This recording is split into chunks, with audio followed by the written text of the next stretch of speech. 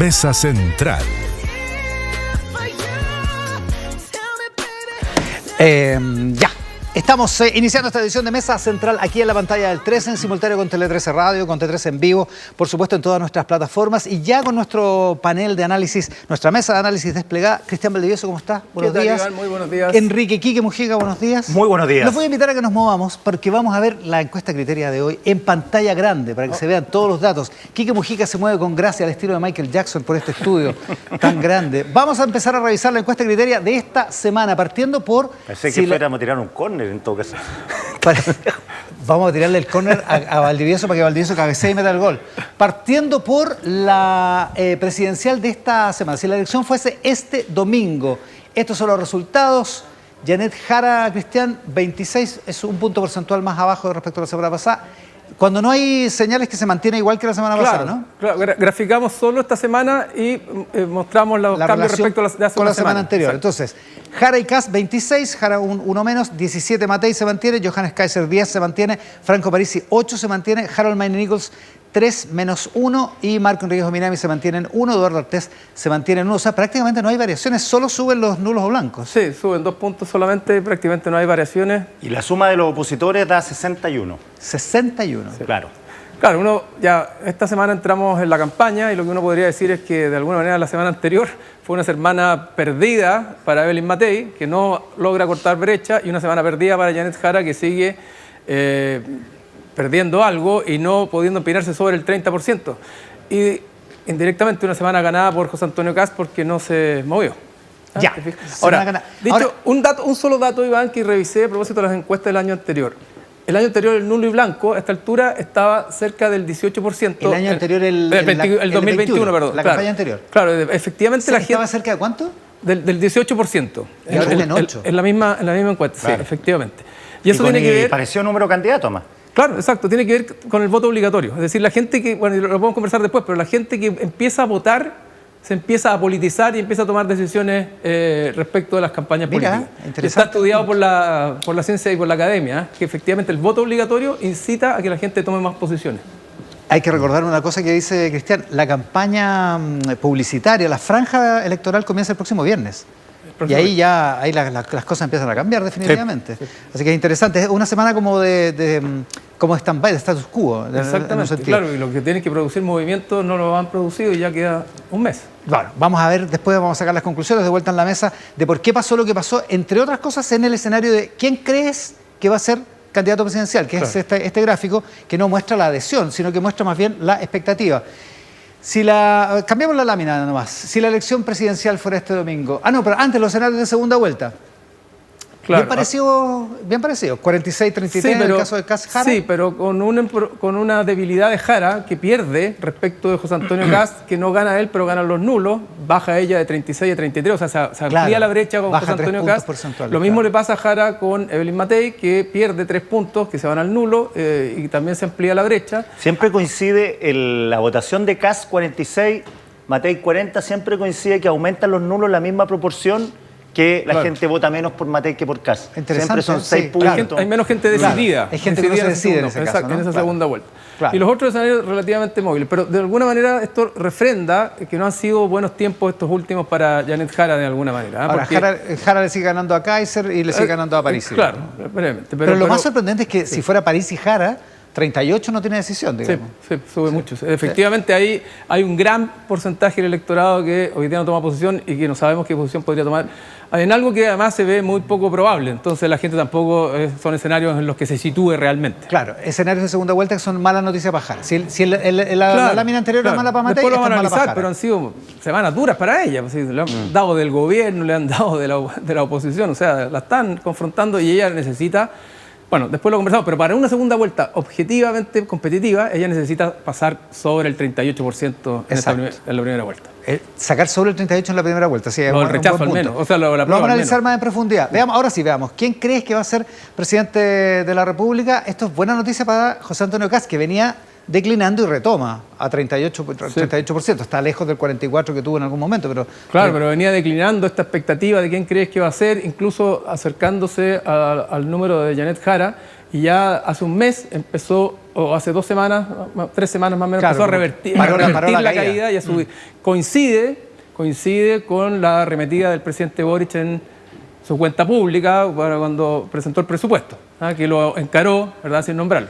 Oye, curioso, curioso efecto. No sé si es curioso, pero de alguna manera aprovechó el empate. Para exacto. La gente que uno le pregunta, bueno, ¿y por qué? ¿Cuándo cayó Matei? Ahí está clarito.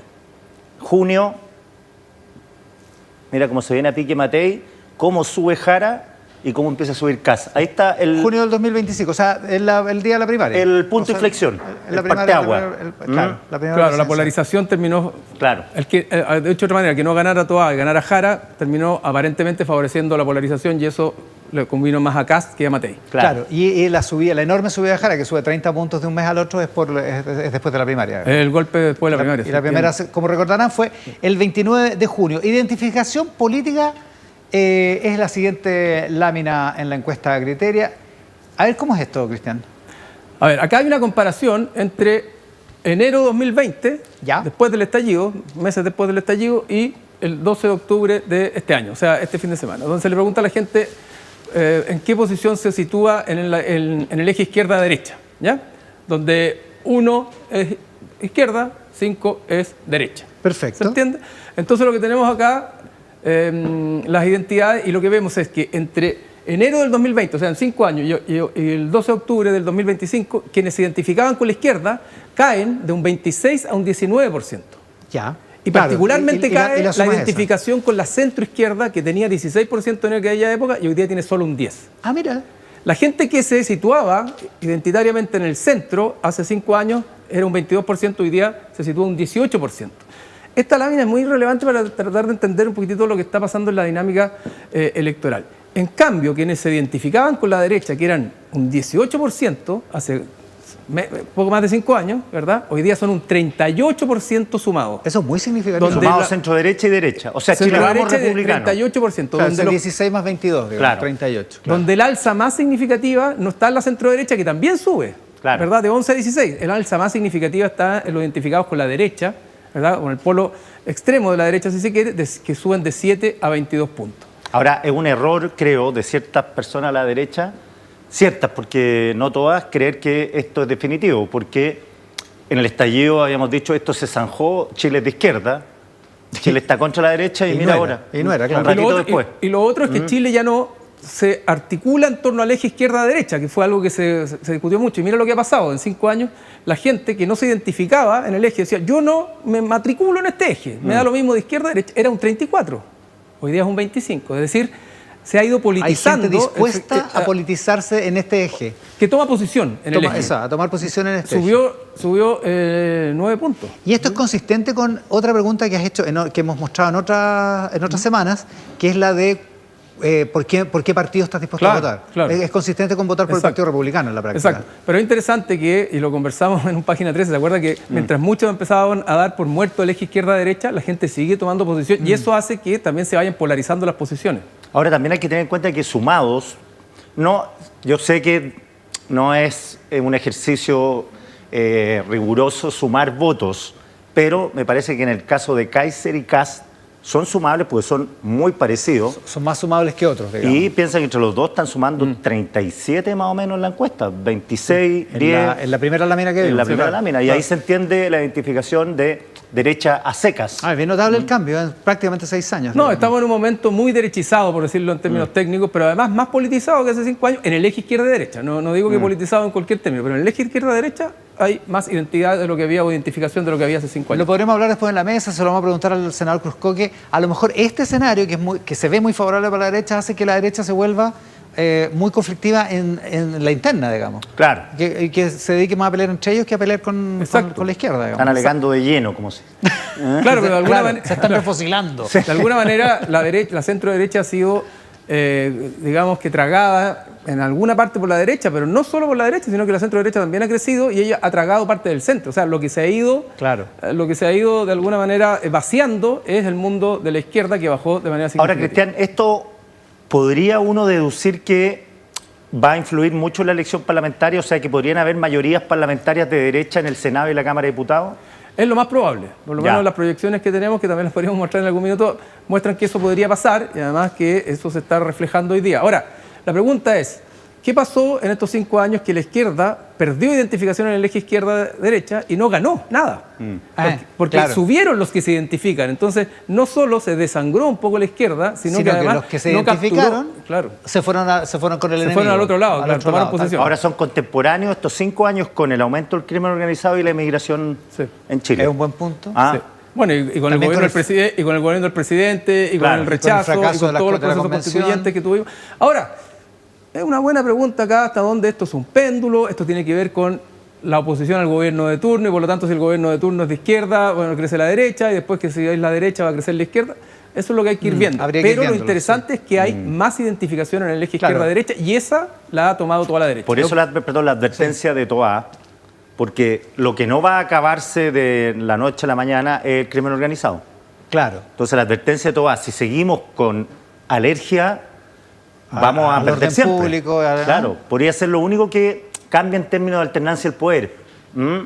Exacto, y también la toma de posición del presidente que ahora mandó esta ley para poder tener para que las Fuerzas Armadas controlen la frontera. De la frontera, también queda posicionado porque sabe que cualquier gobierno de izquierda, cualquier pretensión de un candidato de izquierda en los próximos 4 o 5 años tiene que estar posicionado en ese tema. ¿No? O tiene que tener una posición sobre eso, más que solucionar. Una posición, exacto. Siguiente lámina. Estamos en la encuesta criteria de esta semana. Este es un cuadro muy interesante que vamos a mostrar a continuación.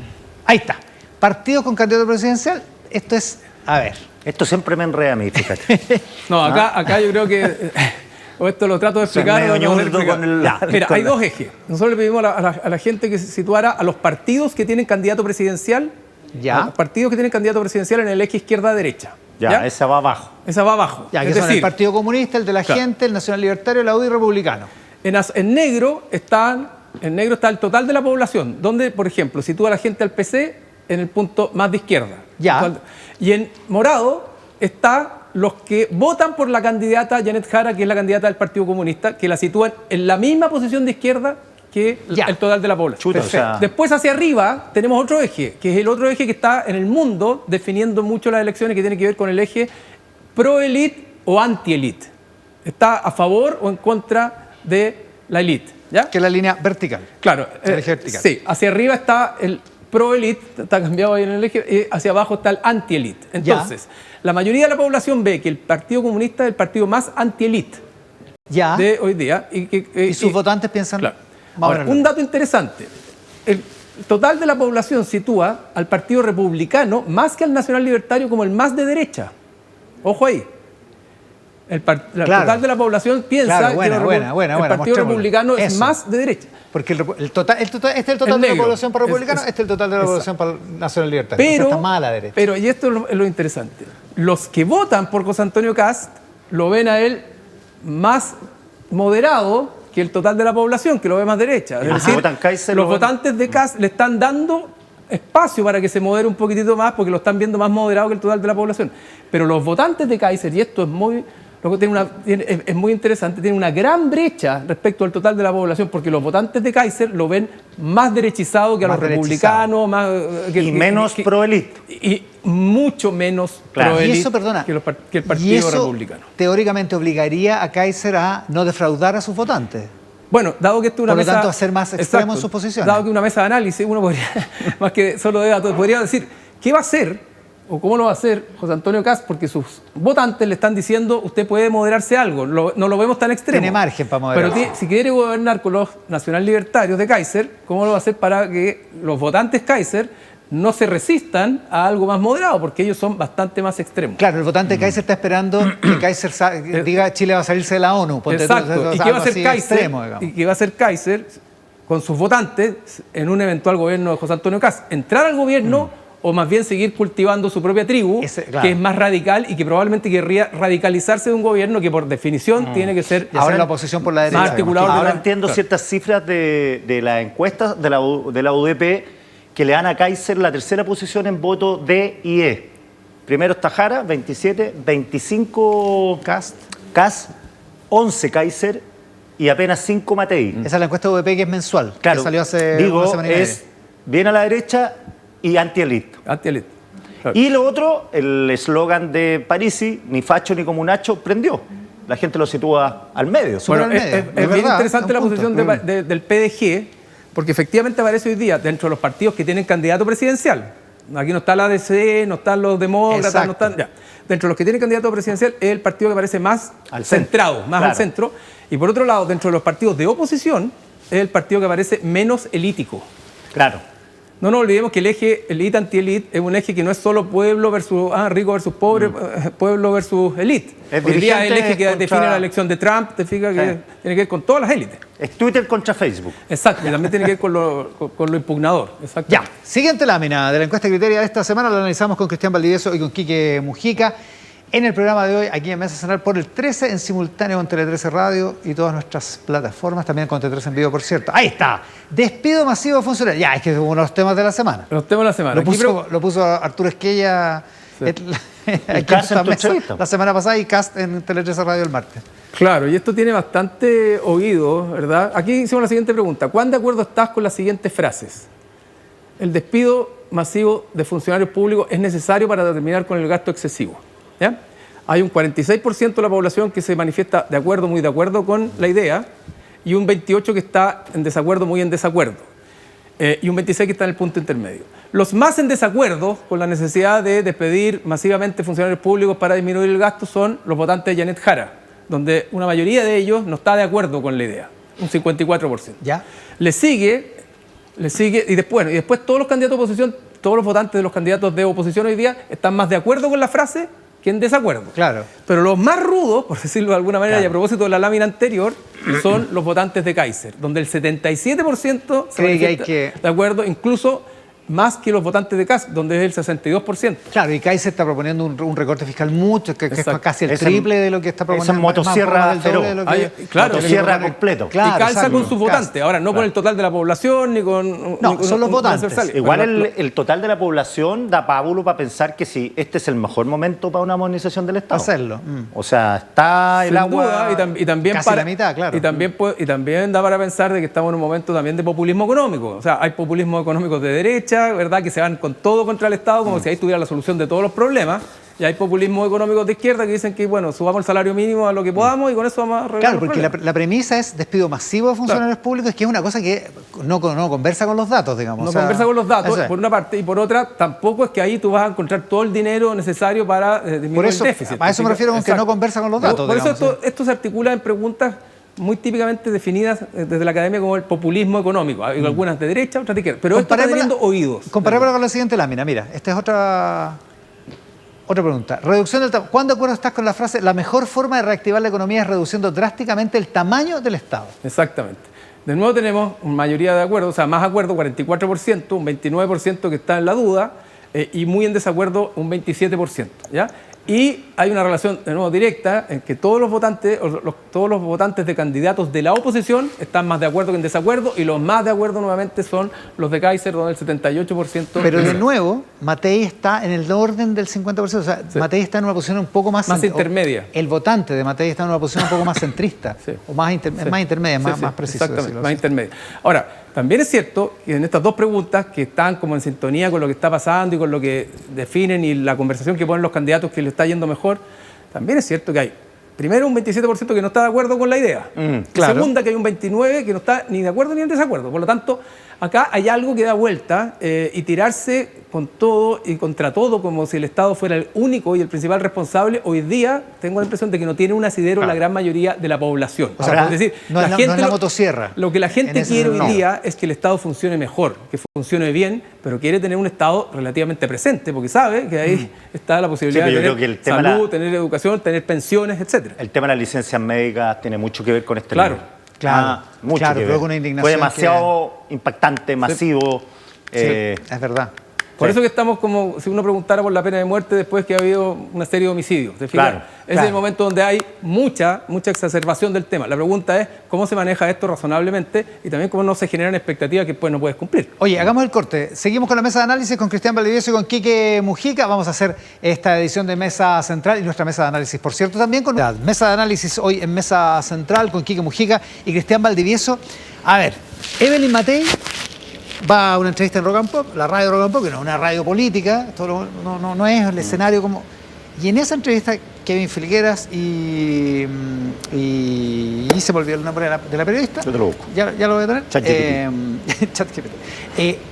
En ese contexto, que es, entre comillas, despolitizado, se manda probablemente la declaración más agresiva que ha tenido contra José Antonio Kast. Esta de, me da un poco de miedo él porque puede correr los límites, yo tenía confianza en él, pero me ha decepcionado la persona. Entra en el terreno de lo personal. Sí. Y no le acompaña mucho Chile Vamos en este asunto, Cristian. Sí, entra en el terreno de lo personal. Yo creo que Evelyn Matei se da cuenta que le queda poco tiempo, que cada semana perdida no es una semana ganada, sino que una semana ganada por José Antonio Kast, y entra ya de frentón en una dinámica de confrontación con la persona, como buscando el error de él, buscando meterle en problemas a él, más que anotarse un determinado poroto o un punto. ¿Te fijas? Vamos a ver si ese es el tono que toma la campaña ahora, que empieza el día viernes, y el tono que toman los debates. Si va a ser de confrontación, efectivamente, donde la expectativa es lograr derribar a José Antonio Kast o confrontarlo tan fuertemente que él se equivoque, ¿verdad? Y anotar un punto. O la campaña de Evelyn Matei va a insistir en poner sus propios temas, en poner su propia propuesta y hacer de su contenido algo que sea atractivo para el electorado. Pero da la impresión, por lo visto al menos, de que no hay claridad, o por lo menos no hay un alineamiento completo si va a ser el foco en nuestros contenidos y nuestra propuesta, o va a ser el foco en ir a por José Antonio Kast en el mundo del comando de Evelyn Matei. Yo creo que ahí hay una definición que debiera cerrarse, porque la inconsistencia es lo peor en una campaña. Ahora, claro, ¿qué es lo que va a pasar? Kevin Felgueras y Maca Hansen, los periodistas de Rock and Pop que entrevistaron a Matei. No, lo que yo siento, en todos los comandos hay gente optimista, pesimista, no estoy diciendo nada muy inteligente, y gente que quiere parecer optimista y quiere decir que todavía están las banderas. Pero tengo la sensación, conversando en la privada, que hay un desánimo en las huestes de Matei porque ven que es imposible escalar a esta altura del partido, sacarle votos a José Antonio Kast, que eso es lo que necesitan. O sea, porque el voto... Porque lo ven como imposible. Lo ven como que Kast ya no bajó lo que tenía que bajar. O sea, Kast está en lo que está hace rato. Todos conocen a Kast, no van a sacarle ahora que es pinochetista, que apoyó... O sea, la verdad que eso lleva 3 campañas ya. Claro. Era como Piñera cuando decía, no, que es un empresario rico, pero si todos sabían que Piñera era rico. La gente ya había votado por él. Y se lo elegido 2 veces. Entonces, digo, y esas son... se empieza a notar también en la energía que tienen los comandos. Y eso podría explicar que nadie acompañó a Matei en esta... Claro. Porque la verdad es que quedó sola. Entre otras cosas porque el presidente RN, el presidente de la UDI, ya dijeron que van a apoyar a Kast. No, y gente que Diego Chalper, que es mateísta y nada republicano, súper mateísta, criticó también los dichos. Entonces... Lo que pasa es que entra en un terreno donde es difícil salirse, ¿no? Claro, a esta altura que siguen debatiendo si hay que pegarle o no pegarle a Kast. Con 30 días, si no, ya no lo hiciste, creo yo. Yo veo que acá hay que resolver el apoyo en segunda vuelta. Mientras no se resuelva si la candidata Matei va a decirle, mira, yo voy a apoyar a José Antonio Kast y pasa a la segunda vuelta, creo que van a estar en un incordio muy complejo durante mucho rato. ¿Y pero es un incordio que tiene costos para Matei? Tiene costos por la falta de alineamiento y por la descoordinación que se produce en los equipos. Ahora, ¿tú te imaginas a Evelyn Matei, después de que dijo esta semana, tengo miedo, porque puede correr los límites? Mirá la sugerencia, puede correr los límites. ¿Apoyándolo en segunda vuelta? Es muy difícil. Es poco verosímil, a esta altura es poco verosímil. Pero otra cosa es que ella pueda instalar una narrativa donde el problema es Jara y no el apoyo de ella a José Antonio Kast. Pero mientras hoy día esté esta discusión o esta tensión, creo que para ella es difícil contar cuál es su historia, porque está amarrada de esto. Es decir, si ella en algún momento dice, bueno, mira, llegada a la situación yo voy a apoyar al candidato que enfrente a Yanet Jara o al candidato del continuismo, bueno, ella puede desplegar su programa porque se saca un problema de encima, porque ya está instalado esta tensión, donde lo único importante es si Chile Vamos y su candidata va a apoyar o no va a apoyar a José Antonio Kast en segunda vuelta. Y eso de alguna manera te impide poner otros temas. Ahora, el mejor indicador de los problemas que tiene Matei es cuando en las encuestas preguntan, ¿usted se considera de derecha? Sí. ¿Por quién vota? La mayoría vota Kast. Incluso harto Kaiser. ¿Entre la gente de derecha? Harto Kaiser. Claro, eso es un problema. Porque claro, es su territorio natural, digamos. O sea, y si se suma que en los sectores populares Matei está pero muy bajo, yo he sido insistente con eso. Esa campaña no prendió los sectores bajos donde está el grueso de la población. La mitad de los votantes. Ahora viene un mes de campaña, vamos a ver qué pasa. Y efectivamente Matei ha logrado entrar a un mundo que ya no es solo derecha, sino que es más bien de centro derecha, y ha logrado conquistar un espacio ahí. La pregunta es cuántos votos hay ahí.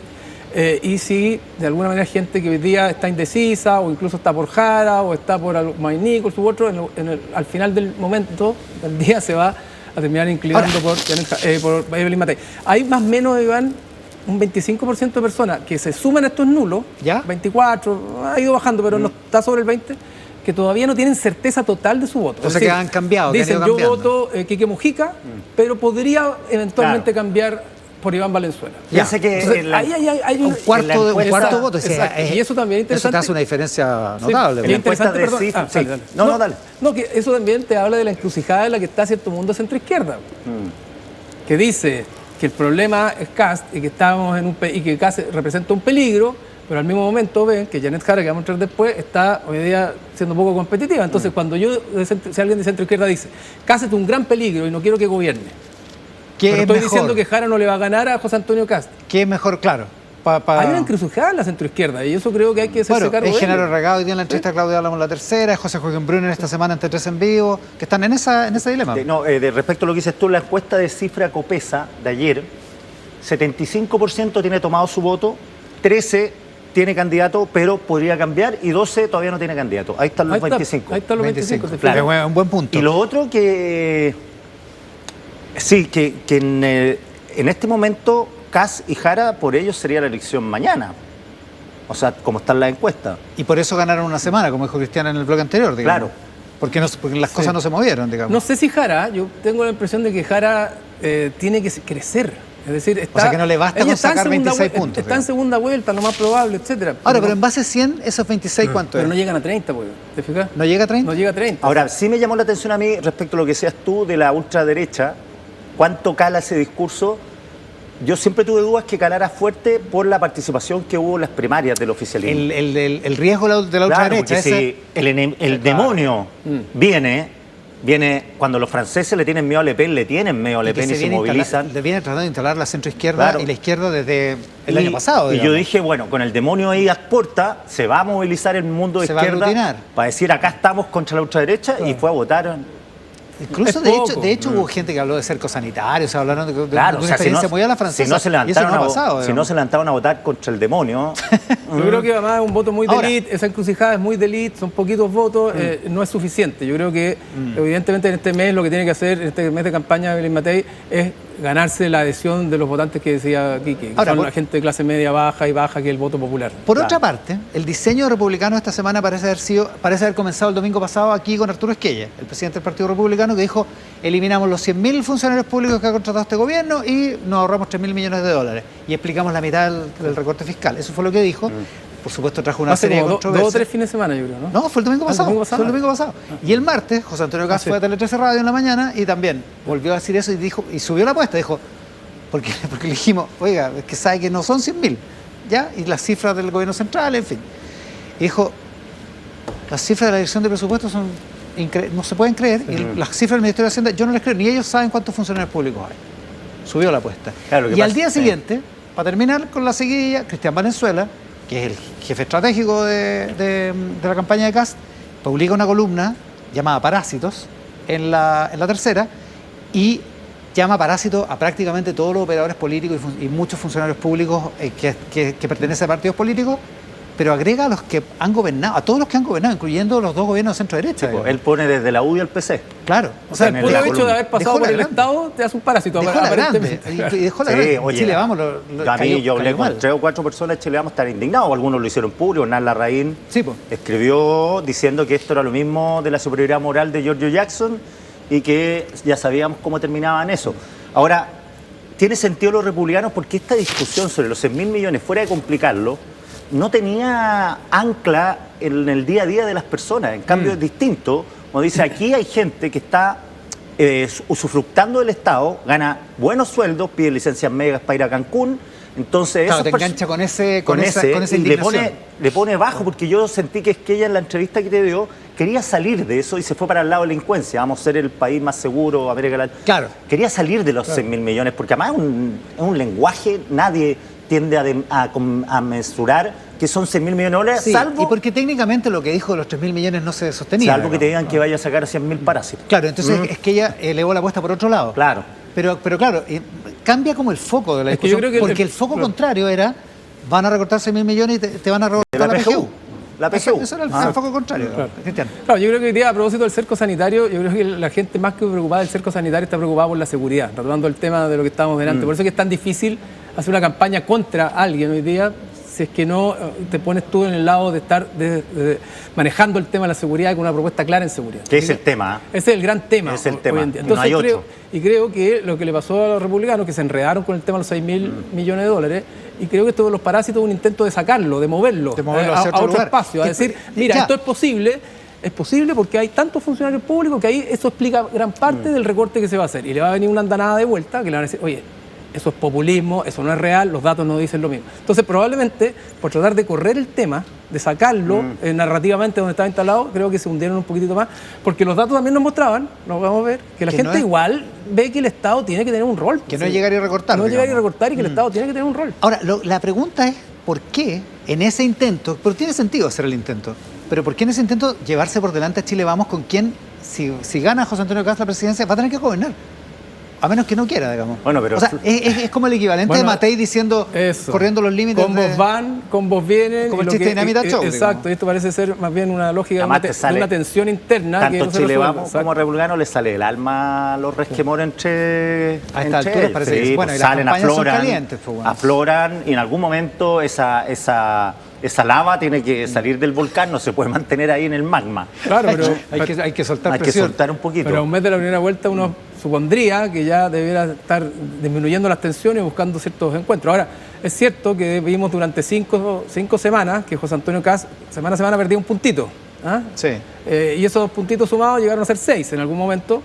Que igual tenía mucha línea de crédito, pero tengo la impresión de que hubo una sobrereacción de republicanos ¿Que también se pusieron nerviosos? frente a este momento, que no es lo mismo perder un punto una semana que haber perdido 6 en 4 o 5 semanas. ¿Te fijas? Se pusieron nerviosos, creo que sobrereaccionaron, tomaron el regalo que les hizo el presidente Boric de decirle, mire, usted es el que quiere disminuir el gasto y por tanto lo pusieron a José Antonio Cast como el principal oponente al gobierno, lo tomaron, pero a lo mejor lo sobregiraron un poquitito.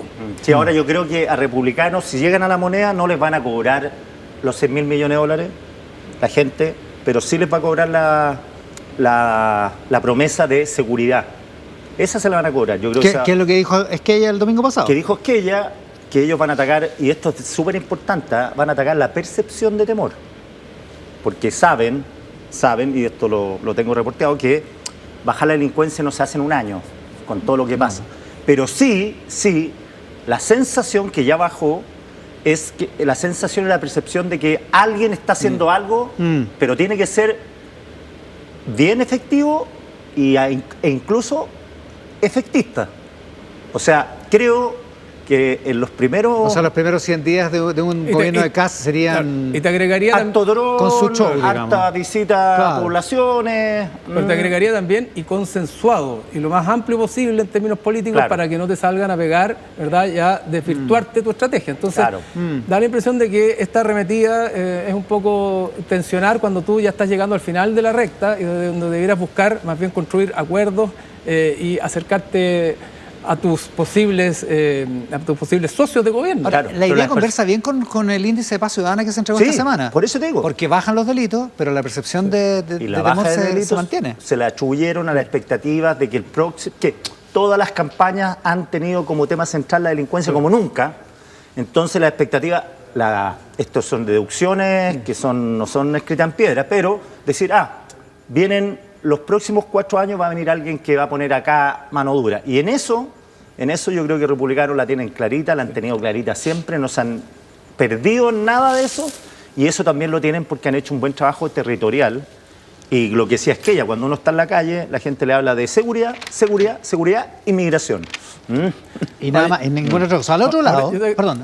Te agregaría que la narrativa del gobierno de emergencia es una narrativa que tiene que tener una articulación de más largo plazo también. Porque si la narrativa del gobierno de emergencia o la emergencia pasa solo por sacar a este gobierno, bueno, a la vuelta de la esquina te la van a cobrar muy rápido.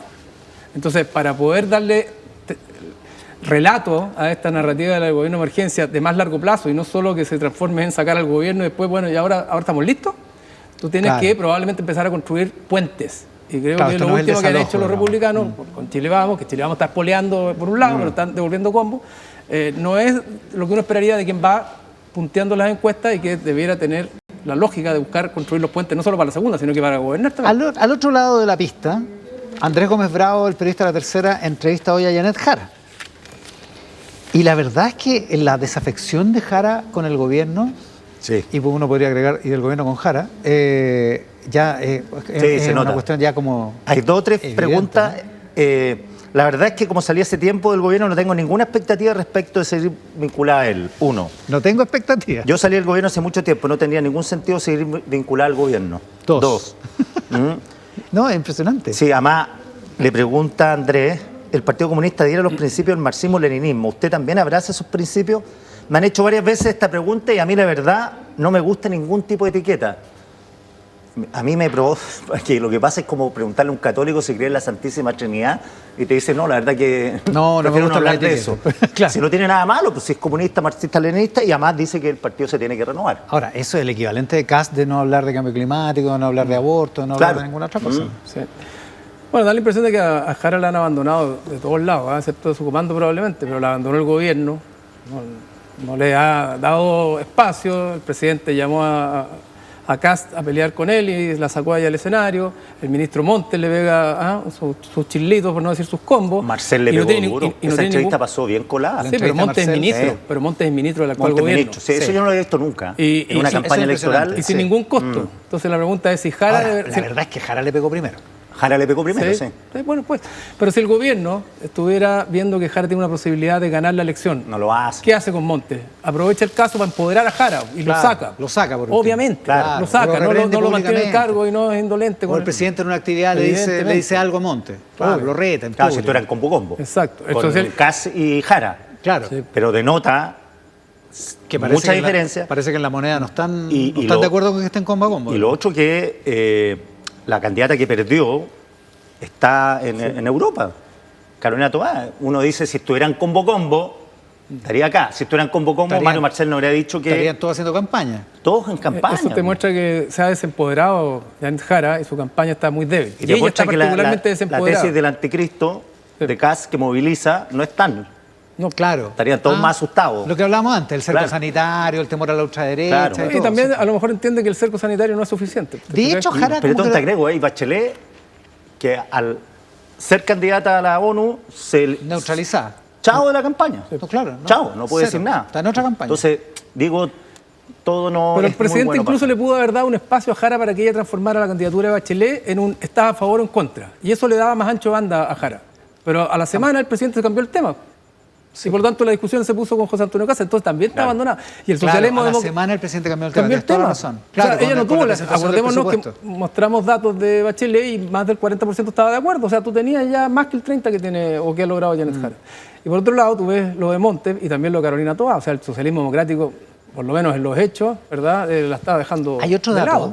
Esta semana sigue la tramitación de la ley de presupuesto y en la derecha le notificaron al ministro Grau de que no se aprueba, hay una parte del presupuesto que no se aprueba sin la glosa republicana, con esta flexibilidad que propuso el gobierno, y el ministro Grau dijo lo que ha dicho otras veces, pero que se interpretó como cesión, digamos, o concesión, que es vamos a conversarlo, dentro del marco presupuestario vamos a conversarlo. También podría haber hecho eso el gobierno, podría haberle dicho, ya que la candidata dijo de inmediato, no estoy de acuerdo, podría haber dicho, vamos con... Janet Jara tiene todo el poder y nos hizo cambiar de opinión, digamos. No, efectivamente. Dejen de llamar al Quique, por favor. Alguien que no está viendo la tele. No ha habido un comportamiento del gobierno que busque empoderar a Janet Jara y claramente eso la debilita. Y por otro lado, mira la siguiente cuña, más allá de que uno puede decir que había contexto respecto a lo que dijo Carolina Toá. Había contexto. Y Carolina Toá fue ministra de Interior y supongo que de espionaje y de grabaciones sabrá. O sea, no creo que ingenuamente haya pensado que no le iban a grabar. Cuando el principal problema de este país, por lo menos de la percepción, pero por lejos, y cuando la campaña se trata solo o fundamentalmente de seguridad y de economía, pero de seguridad. Decir que la izquierda le tiene alergia al tema de seguridad es como decir la izquierda está incapacitada para gobernar. O sea, si eso no es un misil a una determinada campaña, pregúntenme a mí qué es lo que es un misil, porque no tendría idea de decir qué podría ser más fuerte que ese misilazo. Claro, es como si en la elección pasada, donde los vientos eran más de izquierda, alguien me hubiera dicho, José Antonio, la derecha le tiene tirria a los derechos humanos. O la derecha no cree en la igualdad. Claro. Cree que hay gente pobre y gente muy rica. Claro. Es así de brutal. Pero sincera la reflexión de todo, a mí totalmente. No, muy sincera. Y además, que explica un poquito y además tiene harto más contexto que el puro titular, digamos. No, digo que explica un poquito por qué Jara está en lo que está y Kast está en lo que está. Porque lo que dice Toá es que si seguimos con esta alergia, que existe, existe. O sea, ya lo que dice el presidente, vamos a hacer por decreto los militares, ya está el Frente Amplio criticándolo, el Partido Comunista criticándolo. Entonces, vamos a hablar con Bárbara Figueroa. No, si uno podría decir que el fondo de la reflexión de Toá tiene toda la razón, probablemente. La pregunta es si la oportunidad es el momento. Claro. Y si está en campaña y está empoderada la candidata, no era el momento. Y si hubiera estado empoderada la candidata, el gobierno habría sido mucho más duro. Sí. Porque el gobierno no se metió y el presidente no se metió con su ministra del Interior, digamos, su ex ministra del Interior. Sí. Oye, y a propósito de la entrevista tan personal, que a propósito de una autobiografía, ¿o no, Iván? Es a propósito, sí. Es de un libro biográfico que... Alejandra Carmona. Que Andrés Gómez describe con lenguaje de agiografía, que son las vidas de los santos. Ya. Claro. Sí, bueno, que parece que un poco... Uno desprende eso que es un poco elogioso. Es laudatorio. Según los Gómez, porque yo no lo he leído. Yo tampoco lo he leído, pero Andrés Gómez, le creo a Andrés Gómez, muy buen periodista. Bueno, yo tengo la impresión, fíjate, que a propósito de la autobiografía, que la gente está cansada de campañas muy centradas en la persona y en sus atributos personales. Hoy día la campaña se trata de logros, de resultados, de efectos. Mira. Más que de una buena persona, una historia de vida, atributos blandos, se trata de quién creo yo que es capaz de arreglar el problema de la seguridad. Es decir, a quién veo más capacitado para enfrentar el tema más que a quien veo más humanamente habilitado. Y en ese sentido tengo la impresión de que esta es una campaña mucho más, digamos, piñerista que bacheletista, en el sentido de busquemos resultados. No importa mucho el gato, sino que case ratones y por lo tanto si vienen los tiempos mejores, bueno, y eso es lo que... Claro, de hecho, el problema de esa campaña, con esto cierro, el problema de eso es que genera expectativas bien transaccionales. Es decir, yo te veo a ti como el mejor dispositivo para arreglar mi problema. No estoy comprometido emocionalmente. Exactamente, y es el desafío que en gobierne.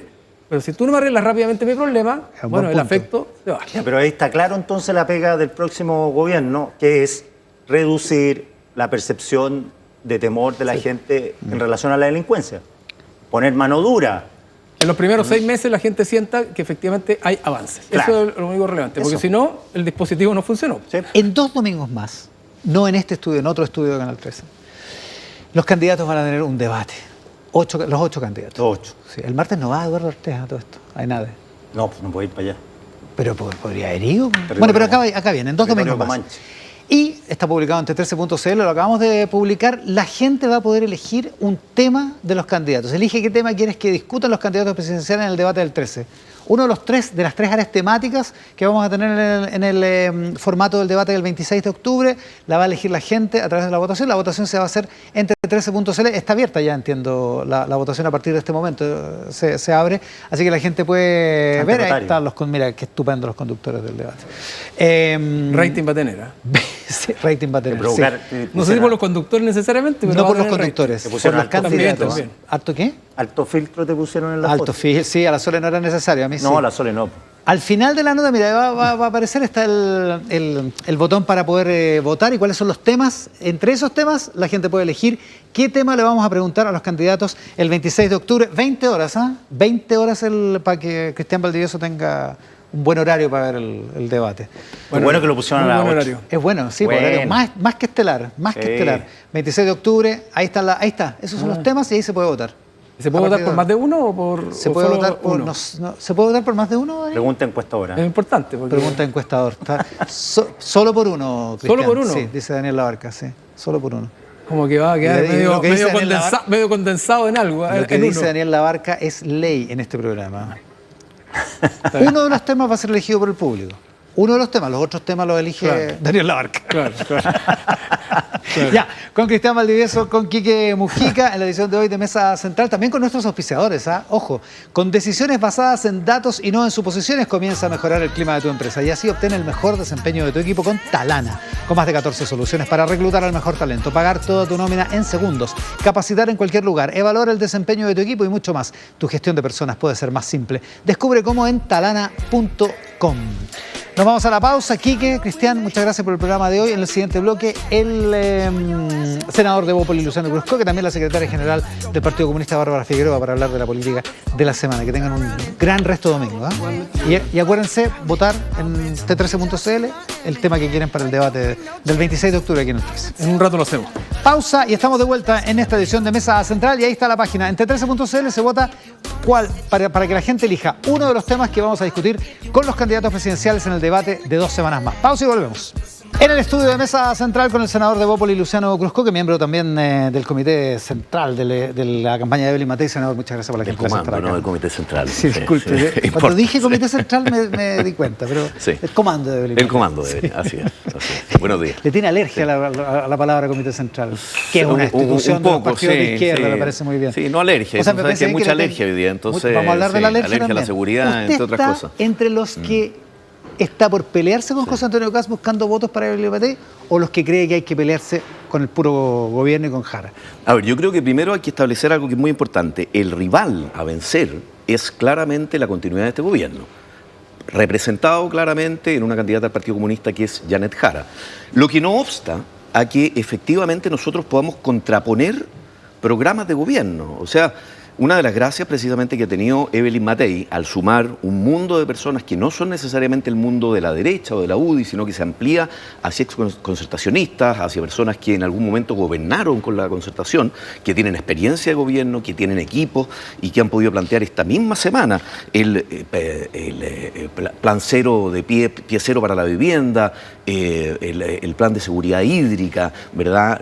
El plan para los 100 primeros días, etcétera. Es precisamente que acá hay propuestas bien armadas, con equipos, con experiencia. Y creemos válido también que todos los candidatos, incluidos José Antonio Kast, con quien no queremos pelear, naturalmente, más allá de las columnas de muchos de sus amigos. Y vamos a hablar de la entrevista de la candidata también. Claro, es naturalmente confrontar ideas, pero para ello, y naturalmente, hoy día sabemos quiénes están dónde en la encuesta, importa que todos los candidatos se sometan al escrutinio del periodismo, de la prensa libre, de ir a debates, de ir a enfrentar a periodistas relevantes como Iván Valenzuela, como Tomás Mochati, como la Connie Santamaría, como Matías del Río en Televisión Nacional, pero que esta idea de que algunos se pueden eximir de ciertos debates, como hizo Janet Jara yéndose al norte y diciendo, mire, yo no participo en debates sectoriales, y se aplica también para quienes no quieren ir a programas donde se expongan las ideas. Creo que en una elección tan relevante como esta, lo que importa finalmente es cuáles son las ideas que nosotros le proponemos al país para sacarlo del marasmo, para sacarlo del pantano y para hacer que este país vuelva a crecer, tenga seguridad y cree de una vez por todas empleo, si eso es lo que la gente quiere. Y con evidentemente que las peleas pequeñas entre comandos no le importan a nadie. Con esas ideas, ¿de dónde saca los votos? ¿Hay un bolsón de votos que esté realmente en disputa y que Evelyn Matei pueda traer, o los votos se los tiene que pelear en la derecha? A ver, primero, hace 2 meses nosotros teníamos 20 puntos de distancia con Janet Jara y 14 puntos con José Antonio Kast. Hoy día tenemos entre 6 y 8 puntos de distancia con José Antonio Kast y entre 8 y 10 con Janet Jara. Quedan 34 días de campaña, ¿verdad? Recién empieza la franja, tenemos voto obligatorio con un padrón de 15 millones de personas. Ya, pero ¿de dónde salen los votos? Precisamente hay un mundo de 5 millones de personas que se están sumando, que están diciendo, mire, yo no quiero votar ni por José Antonio Kast. Usted ve que hay un mundo de izquierda que forma parte también de nuestro comando, de centro izquierda, que probablemente si pasa José Antonio Kast a segunda vuelta no va a votar por él, van a decir, y esto es también algo importante. La idea de que Janet Jara, que se ha extendido urbi et orbi, de que la candidatura de Janet Jara está muerta, yo la doy por descartada. Yo creo que la posibilidad de Janet Jara de ser presidenta de la República está absolutamente abierta. Acaba de haber segunda vuelta. La segunda vuelta es un nuevo mundo. Ergo, entran a tallar también elementos que son relevantes. ¿Quién tiene menor rechazo? ¿Quién tiene capacidad de convocar a mundos que eventualmente no votarían? ¿Matei es más capaz de ganarle a Jara? ¿Qué caso? Yo tengo la impresión de que sí. Sí, yo tengo la impresión de que sí. Sobre todo teniendo en cuenta lo que ya pasó en la elección anterior, ¿verdad? José Antonio Kast ganó la elección anterior, la primera vuelta, y perdió por 10 puntos con Boric. Entonces, ¿qué va a pasar acá? Y recordemos también, porque esto no está muy lejos también de la primaria. En la primaria, ¿qué pasó? Janet Jara marcaba 4 puntos antes de la primaria y después se transformó en un fenómeno prácticamente como la Bachelet. Y estuvo un mes y medio todo el mundo diciendo que esta era la nueva Bachelet, hasta que empezó a caer, ¿verdad? Entonces, ¿qué va a pasar ahora? Porque hubo un acontecimiento electoral, que fue la primaria. Acá va a haber un nuevo acontecimiento electoral eventualmente, ¿verdad? Una segunda vuelta donde si ella saca una diferencia razonable con quien resulte segundo, tiene sus posibilidades de ser presidenta intactas. ¿Y por qué Matei sí y Kast no en ese caso? Habiendo este evento y habiendo esta nueva elección. Capaz, precisamente porque genera menores resistencias, porque no tiene tanto voto negativo ni voto de personas que dicen que jamás votarían. Ayer vimos la encuesta de Cifra y la misma Panel Ciudadano UDD, donde se señala efectivamente que quienes tienen menos rechazo ante la ciudadanía. ¿Y qué va a pasar? Le van a colgar a José Antonio Kast el mote de fascista, ultraderechista, que ya le colgaron la vez anterior. Yo no creo que sea, pero eso es lo que va a pasar. Entonces, su candidata la segunda vuelta, y eso es importante, es una nueva elección. Y en ese sentido, quien tiene posibilidades, efectivamente, de aglutinar un mundo de izquierda o de centro izquierda que no quiere que gane Kast, ¿verdad? Más el mundo de derecha que evidentemente va a votar por quien pueda ganar, en el fondo. Acá hay un voto práctico, un voto pragmático, lo decía también Valenzuela. Acá hay un voto móvil enorme. Y ahora viene la última etapa de la campaña, viene la franja electoral, y la gente va a empezar a meterle un poquito de razón a la emoción. Ahora, su candidata parece que sí piensa en el riesgo autoritario de José Antonio Kast. Es lo que dijo clarito en una entrevista en Rock and Pop esta semana. No, yo no lo leo así. Yo lo leo como que acá hay A mí me preocupa que pueda correr los límites, dijo. Bueno, porque hay que enfrentar... Que como gobernante pueda correr los límites. Bueno, precisamente por lo mismo que nosotros estamos pidiendo definiciones respecto de debates, respecto de posturas, respecto de ir a los foros y discutir las ideas. No podemos pasarnos... No es pedir una definición, senador, eso es establecer una realidad, una opinión respecto de una persona. Entonces, ¿qué cuesta ir al debate? ¿Qué cuesta confrontar las ideas? Nosotros estamos disponibles precisamente para confrontar esas ideas, y creo que aquí lo que ha pasado, lo que ha faltado, es decir, mira, acá vamos a poner mano dura, vamos a echar personas parásitos del Estado y vamos a cortar gasto por 6.000 millones. Solo eso, ¿verdad? Pero ¿dónde están las propuestas en otros aspectos, en los temas valóricos, en los temas mujer, en los temas de medio ambiente, en los temas de cultura? Entonces yo siento que ahí hay un déficit. Es que Matei no habló de las propuestas del candidato Kast. Matei habló de la entidad, habló de la naturaleza del candidato. Como persona, incluso dijo que le había decepcionado como persona a raíz de la campaña asquerosa, de lo que Matei calificó como la campaña asquerosa de los bots. Hubo una campaña asquerosa. O sea, Matei la ha denunciado muchas veces. Y dijo, él me decepcionó personalmente, es la persona la que me decepcionó, y la persona corremos el riesgo, me da miedo que corra los límites. Sugirió una deriva autoritaria, eso es lo que sugirió. Mire, yo lo que creo es que el desafío que plantea Evelyn Matei es confrontemos ideas, ¿verdad? Si eso no es así, claramente él tendrá también que defenderlo. Yo no quiero salir a atacar a José Antonio Kast, sí creo que tiene debilidades enormes en términos de poder enfrentar a Jara en segunda vuelta. La candidatura de Jara, como le digo, creo que no está muerta, y creo que se necesita personas que no solamente puedan aglutinar mundos políticos distintos, que el día de mañana puedan ir por un proyecto de país que crezca, que salga del empantanamiento en el que nos encontramos, sino que también, ojo, tenga mayoría en el Congreso. Ni Janet Jara, ni José Antonio Kast hoy día aseguran mayoría en el Congreso. Naturalmente, si se mantiene el Estado... Ya que estamos. Sí, pues. Claro que sí, porque hoy día la tiene. Hoy día tenemos mayoría en el Senado, y esa mayoría se pierde automáticamente con cualquiera de los otros candidatos. Con cualquiera. Y según dicen todos los pronósticos que nosotros hemos visto respecto de lo que van a ser las elecciones en la Cámara de Diputados y en el Senado, esa mayoría, si es que no la lidera alguien que tenga capacidad de llegar a acuerdos, se pierde, así de simple. Ahora, ¿Usted cree que Demócratas va a votar por, va a ser parte del gobierno de José Antonio Kast? Poco probable, pero la mayoría parlamentaria, si es que se da solo en unión. Y después de una frase como la de Matei, la pregunta es si pueden gobernar juntos, si pueden realmente tener acuerdos cuando hay ese tipo de descalificaciones. Mire, yo he sido claro, yo me di muy por conforme y lo valoré también. Las disculpas que dio José Antonio Kast el día jueves respecto del uso de los bots, me parece que es un gesto, me parece que se dicen muchas cosas en campaña que no se deben decir, que están de más. Yo mismo vengo peleando desde hace 2 años a la fecha, ¿verdad?, insistentemente porque nosotros hubiéramos ido juntos en la elección de gobernadores y alcaldes. Republicanos dijo que no, José Antonio Kast dijo que no. Que fuéramos juntos a una primaria presidencial, José Antonio Kast dijo que no. Que fuéramos juntos a una lista única parlamentaria, José Antonio Kast nos dijo que no. Y que fuéramos, por último, en un pacto de omisión en aquellas regiones donde eventualmente podemos, como en Atacama, perder el Senado. Y también se nos dijo que no. Entonces, y hoy día, aquí, mire, cámara, por favor, como dice el presidente Lago. Tenemos que el jefe de campaña de José Antonio Kast, que fue funcionario del gobierno de Piñera, que trabajó en la bancada de la UDI, tilda de parásitos a todos quienes hemos trabajado en gobierno o de la Concertación o del presidente Piñera. Entonces, se dicen cosas que no se deben decir y yo creo que es el momento de parar la tontera y enfocarnos en Janet Jara, porque, insisto, Janet Jara tiene todas las posibilidades abiertas hoy día para ser presidenta de la República. Contra lo que muchos dicen. Una cosa es que lo diga el jefe de campaña o el encargado estratégico o una mano derecha de José Antonio Kast, otra cosa es lo que diga la candidata. Tienen entidades distintas. Bueno, palabras sacan palabras, pues.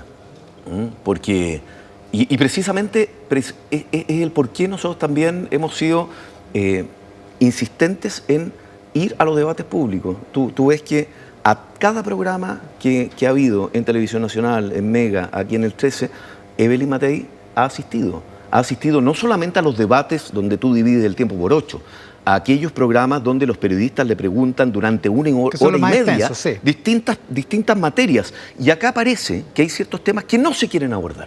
Y yo creo que precisamente para salirnos de esta pelea infausta entre comandos, hay que los temas abordarlos. Y luego veremos qué sucede hacia adelante. Veamos qué sucede aquí a la segunda vuelta. Ya, pero pensar que Janet Jara está muerta, me parece que es el error más grande. Es un error de la derecha. Y es lo mismo que pasó la vez anterior, porque José Antonio Kast también pasó con primera mayoría a segunda vuelta. Acá es poco probable que pase con primera mayoría, probablemente sea Jara. Y ahí se va a volver a transformar en un fenómeno electoral como sucedió con la primaria. La pregunta es, ¿no es una debilidad para Evelyn Matei en su comando que la candidata diga lo que dijo, me parece que fue el miércoles en la radio Rock and Pop, respecto de los límites, respecto a la sugerencia autoritaria de Kast, y que los presidentes de RN y de la UDI prácticamente al mismo tiempo estén diciendo que si pasa Kast a segunda vuelta van a apoyar a Kast sin ninguna duda? La dejaron un poco sola la candidata en el... Pero es que mira, si es que acá el problema... En el movimiento, digamos. No. Acá nosotros hemos dicho que vamos a apoyar a cualquiera que no sea Janet Jara, naturalmente. Eso está claro, y Evelyn Matei también. Evelyn Matei, de hecho, apoyó a José Antonio Kast la vez anterior. Sí, por eso es bien raro que ahora no lo haga, digamos. Por lo mismo te digo, pero el problema es otro. Ahora, si ella piensa que él va a ser un gobierno autoritario, francamente, ¿por qué lo va a apoyar? El problema, Iván, es que José Antonio Kast la vez anterior perdió. No ganó. Y acá también el comando es un comando amplio. Acá está la UDI, Renovación Nacional, Evópoli, todos probablemente vamos a apoyar a quien pasa a segunda vuelta. ¿Evópoli también lo Bueno, debería nosotros lo hemos hecho. Ya lo hicimos. El voto político la vez anterior también fue de apoyar. Y yo hice campaña por José Antonio Kast. O sea, que no se venga a poner en duda el ánimo de unidad. Si los que nos han dicho que no, y en las 4 ocasiones al menos que yo le menciono, que son las de gobernadores, las del pacto único, las de primaria, etcétera, ha sido José Antonio Kast permanentemente. Entonces esta apelación también a la unidad tiene que ser sin hipocresía. Y por último, basta de peleas por la prensa, pero dentro del comando hay gente que si pasa José Antonio Kast a segunda vuelta, no va a votar por él. Entonces hay que encontrar... Pero por supuesto, ¿usted cree que Jimena Rincón va...? Lo ha dicho. Y hay gente como Oscar Guillermo Garretón y gente de la Concertación que va a preferir eventualmente anular. Entonces acá, ¿cómo encontramos al mejor candidato o candidata en este caso que pueda efectivamente aglutinar los votos suficientes para defendernos de la continuidad del gobierno? Que creo yo que es el pésimo proyecto que este gobierno quiere poner en continuidad, que es el de Janet Jara. Ahora, hay que, en ese caso, apoyando a José Antonio Kast en una eventual segunda vuelta, si es que pasa Kast, habría que comerse cosas como la columna de parásitos y las opiniones sobre el cambio climático, valoro, todas esas cosas. ¿Está dispuesto a hacerlo, digamos? Es que yo al menos, y hablo aquí por mí, yo valoro las disculpas que dio, que no se repita así, eso es muy importante, que no se repita. Valoro las disculpas respecto del tema de los bots, etcétera, que dio José Antonio Kast. Las valoro, no debe repetirse, pero las valoro. Entonces, de aquí en adelante tratemos de que aquellas diferencias se establezcan en los debates, yendo a los foros, no escondiéndose, no sacando temas para el lado, porque esta es la recta final, 35 días. Vienen los foros, viene la franja. Es súper importante que se exhiba a la ciudadanía cuál es el programa, cuál es el plan. A propósito del programa y del plan, cayó mal en Republicanos que Matías Acevedo, exdirector de presupuesto de Sebastián Piñera, le diera la razón al gobierno respecto de los datos de contratación de funcionarios públicos y de la imposibilidad de recortar 3.000 millones solo despidiendo funcionarios públicos. Bueno, eso es lo que pasa cuando no se explican. Cuando tú dices, mira, voy a recortar 6.000 millones de dólares y no se explica bien hasta el momento presente. Cuando dices, te das cuenta que, por ejemplo, el préstamo, ya no se habla más del préstamo. Nunca más se habló del préstamo. Entonces, ¿qué van a hacer con el préstamo de pensiones? Tampoco se ha aclarado. Respecto de los 100.000 funcionarios, efectivamente nosotros tenemos un patrimonio, que es el patrimonio precisamente de las cifras oficiales. Que están ¿Usted sí cree en las cifras de la DIPRES y el Ministerio de Hacienda? Nosotros trabajamos con esas cifras para el presupuesto, igual que el Partido Republicano, que también trabaja para el presupuesto con las mismas cifras. Si ya no creemos eso... Cuando Kast dice yo no le creo la cifra al Ministerio de Hacienda, se equivoca. Bueno, yo creo que tiene que proponer algo a lo que sí le crea, porque de algo tenemos que afirmarnos. Y realmente, si nosotros ya no confiamos en las cifras oficiales, ¿verdad?, que son las cifras con las que además nosotros salimos a pedir crédito al extranjero, ¿verdad?, al Banco Mundial, al FMI, creo que tenemos un problema y tenemos que explicarlo también. Si son muchas las cosas que se tienen que explicar. Es que se empieza a dar un problema. Entonces, Jara dice que le parece raro que el Banco Central justo ahora hable sobre el empleo. Kast dice que no cree en las cifras de la Dirección de Presupuesto. Es que para eso tenemos un problema respecto de cosas que no... instituciones, Iván. Y tenemos que ser claros que las instituciones en Chile han sido instituciones generalmente sólidas. El Banco Central ha sido muy sólido. El Banco Central es el gran responsable de que hayamos podido bajar la inflación a raíz de los retiros de pensiones que se hicieron y que nosotros votamos todos en contra. Unos retiros que le han hecho un daño al país enorme y sobre el cual hay que tener definiciones, y que Jara y Camila Vallejo y el Partido Comunista llamaban a aprobar con toda felicidad. Entonces, yo creo que todas esas cosas hay que explicarlas. No soy yo quien las va a explicar por el candidato Kast, no me corresponde hacerlo. No quiero peleas, quiero derrotar al comunismo, quiero derrotar a Janet Jara, quiero derrotar a la continuidad de este gobierno, y en eso está también el comando de Evelyn Matei detrás. Ahora, a usted le quedan 4 años más en el Senado, sí, pero hay que ver qué es lo que va a pasar con su partido. ¿Qué va a pasar el 16 de noviembre? ¿Con el partido? No, el partido yo creo que va a elegir entre 6 y 8 diputados, suficiente para tener... Yo creo que sí, holgadamente. Lo que no obsta de que nosotros sigamos peleando por una modificación al sistema político. Nosotros no podemos tener partidos, candidatos del 1%. Fíjese que nosotros tenemos un diputado, el diputado Palma, que él no tiene la culpa, pero está con 948 votos en la Cámara de Diputados, siendo diputado por la Florida. 948 votos, diputados de menos del 1%. Gente sin votos. Eso debería terminarse, pero no pasó en este gobierno. Hay que poner un umbral del 5%, que es lo que nosotros hemos venido peleando incluso a costa de la desaparición de nuestro partido, para que nosotros no tengamos hoy día 22 partidos. Hoy día el Rojo Edwards, me digo, al quien le tengo mucho cariño, pero es de una irresponsabilidad enorme con el asunto político. Acaba de anunciar que arma otro partido. El Partido Libertad. Hay 26, Libertad se llama, para los que quieran. Bueno, en fin, hay 26 partidos. El aviso para el partido del senador. Para ayudar un poco al Rojo en esto. Pero de verdad, nosotros necesitamos 8 partidos, 12 partidos, pero no 22 partidos. ¿Qué gobierno puede gobernar con 22 partidos? Si Kast gana la presidencia, ¿Evo Poli entraría a un gobierno de Kast? Mire, yo creo que hoy día no estamos concentrados en primera vuelta. No, de verdad. Siento sí también, y esto lo digo para no zanjar la conversación, pero que somos proyectos distintos. Y yo creo que, como se ha demostrado en distintas partes, se demostró en Francia o en España, hay una derecha, una centro derecha tal vez más tradicional, y hay una derecha más conservadora, que generalmente hablan, conviven, pero no son el mismo proyecto, ¿te fijas? Pero hoy día nosotros estamos concentrados en que quien lidere ese gobierno sea precisamente Evelyn Matei. ¿Y si gana Evelyn Matei, integraría al Partido Republicano a un gobierno? Si ellos están disponibles, algunos, ¿verdad? No creo que todos. O sea, no institucionalmente, por lo que no lo sé, que también depende mucho de su voluntad. ¿Pero qué le parecería a usted que se hiciera el intento? Yo tengo la idea de que ellos han optado por su autonomía. Cuando te dicen que no al alcalde y gobernadores, te dicen que no a una primaria, te dicen que no a una lista única, y optan por ir con libertario y con social cristiano, de alguna manera te están diciendo, mire, este es nuestro mundo pero si de no ideas. Le estamos preguntando a ellos porque no están acá. Sí. Le estoy preguntando a usted. ¿A usted qué le parecería Si Evelyn Matei gana la presidencia, que invite a republicanos al gobierno. Yo creo que hay gente valiosa. No sé si institucionalmente sería factible. ¿O usted se pondría? No, yo no me pongo, mire, si yo no soy acá el oráculo de Delfos, yo no digo que sí y que no. Yo creo que hay, en algún minuto fue el gran proyecto, recordemos, del presidente Piñera. El presidente Piñera logró generar una unidad, porque recordemos que el Partido Republicano trabajaron todos en el gobierno de Piñera. Cristian Valenzuela fue jefe de gabinete de Rodrigo Álvarez. Usted dice que también fue funcionario público. Fue funcionario público. ¿También fue parásito, dice usted? No, yo no califico, fíjese, esto me parece un insulto, yo no califico de parásito a nadie. Me parece que no son las formas en el debate político. ¿Ah? No, se hará responsable él de sus palabras, no yo. Pero él trabajó, todos los republicanos trabajaron en el gobierno de Piñera, todos, ¿verdad? Aquí había una idea de sector, ¿verdad? Muchos dicen la unidad del sector, ¿verdad? Que el presidente Piñera entendía que iba desde el mundo de los republicanos hasta el mundo del centro, incluso algunos de la centroizquierda.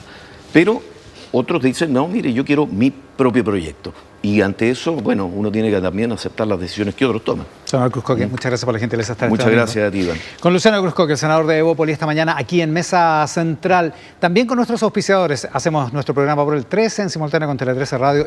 Con la secretaria general del Partido Comunista, Bárbara Figueroa, en esta edición de Mesa Central. Bárbara, muchas gracias por la gentileza de estar acá. Buenos días. Muchas gracias por la invitación. Buenas tardes. Muchas gracias por la invitación, Iván. Oiga, estábamos viendo la encuesta Criteria esta semana, en general todas las encuestas. La pregunta es, ¿de dónde crece Janet Jara? Porque va a tener un buen rendimiento en primera vuelta. Y capaz que gane la primera vuelta. La pregunta es, ¿de dónde crece si quiere ganar la presidencia? ¿Cómo lo ve usted? Tenemos como base...